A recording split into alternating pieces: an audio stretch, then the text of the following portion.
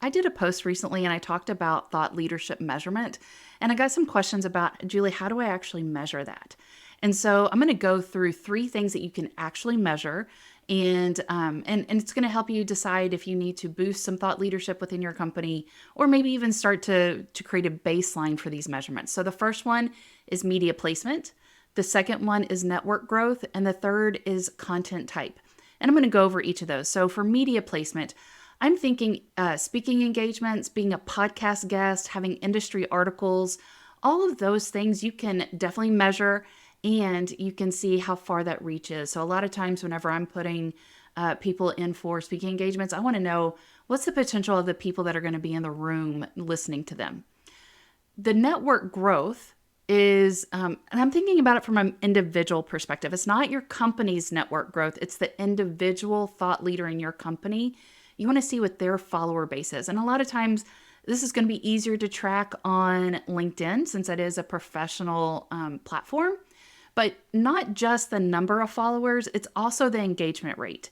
Because what you want to have is that individual posting unique individual content from their profile to their network and then having that network engage with them. And their content could be around a project, your business, one of the ideas that they have, but it's you want that follower base to be relevant to your company. So it could be working directly with that person to make sure that they are posting the right type of content and that you're measuring their follower base and their engagement rate together with you. The other one, the last one is content type.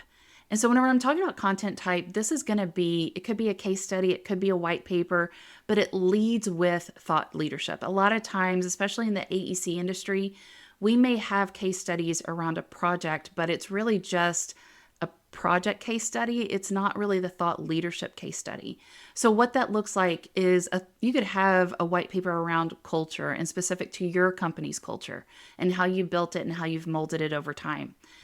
You can put in there new techniques for maybe you put on a project. If you're in structural engineering, you can put out there some thought leadership pieces that you had on a building that you helped design and create.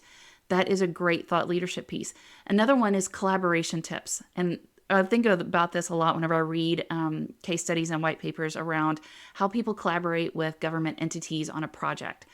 Those are great tips, and you want to be able to have people look at those and read those and say, yeah, this company knows what they're doing or that individual knows what they're doing. So the three things, media placement, network growth, and content type, that's how you can measure your thought leadership.